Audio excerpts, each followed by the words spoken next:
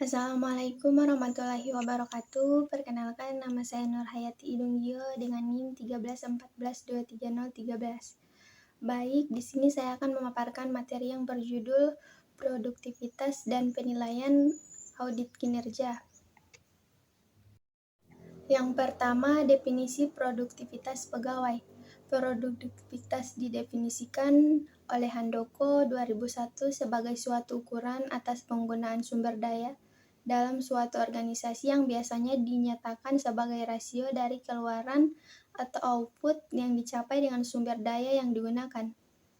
Produktivitas sangat erat kaitannya efektivitas dan efisien, menurut Siagan, mengutarakan definisi produktivitas kerja sebagai berikut. Produktivitas adalah kemampuan memperoleh manfaat sebesar-besarnya dari sarana dan prasarana yang tersedia atau efisien dengan menghasilkan output yang optimal bahkan kalau mungkin yang maksimal atau efektif. 2. Cara mengukur tingkat produktivitas menurut Shimamura 2004. Faktor-faktor yang menjadi dasar tolak ukur produktivitas kerja adalah yang pertama kuantitas kerja, kedua kualitas kerja, ketiga ketepatan waktu. Untuk mengukur tingkat produktivitas ada beberapa metode yang dapat digunakan tergantung pada konteks dan jenis pekerjaan yang sedang dilakukan. Berikut adalah beberapa metode umum yang digunakan. Yang pertama, output atau kuantitatif. Kedua, efisiensi penggunaan sumber daya. 3. Evaluasi kinerja. 4. Metode biaya. 5. Survei atau kuesioner.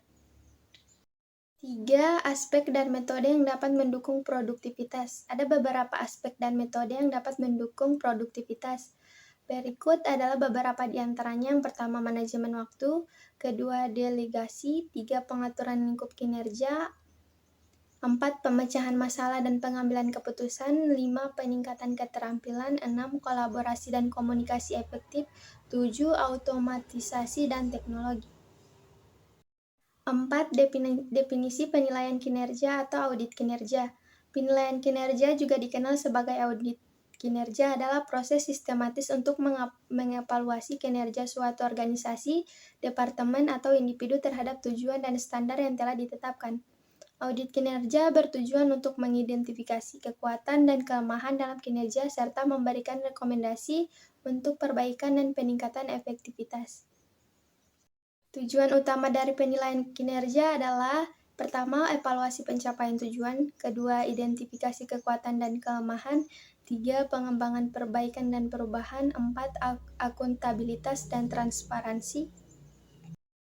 5. Metode-metode penilaian kinerja. Yang pertama, ada penilaian kinerja berbasis skala. Kedua, metode ranking. 3. Metode penilaian 360 derajat. 4. Metode penetapan tujuan atau goal setting. 5. Metode catatan perilaku atau behavioral observation. 6. Metode penilaian berbasis kinerja tugas. 6. Wawancara penilaian. Faktor-faktor yang dapat menyebabkan kesalahan penilaian. Yang pertama, persiapan. Kedua, konduktif wawancara. 3. Umpat balik dan perencanaan. 7. Faktor-faktor yang dapat menyebabkan kesalahan penilaian. Yang pertama, bias personal. Kedua, efek halo. 3. Tendensi sentral. 4. Pengaruh kinerja sebelumnya. 5. Ketidakjelasan kriteria penilaian. 6. Informasi terbatas. 7. Ketidakadilan persepsi terhadap standar kinerja. 8. Efek primasi dan efek terkini. 9. Gangguan dan tekanan eksternal.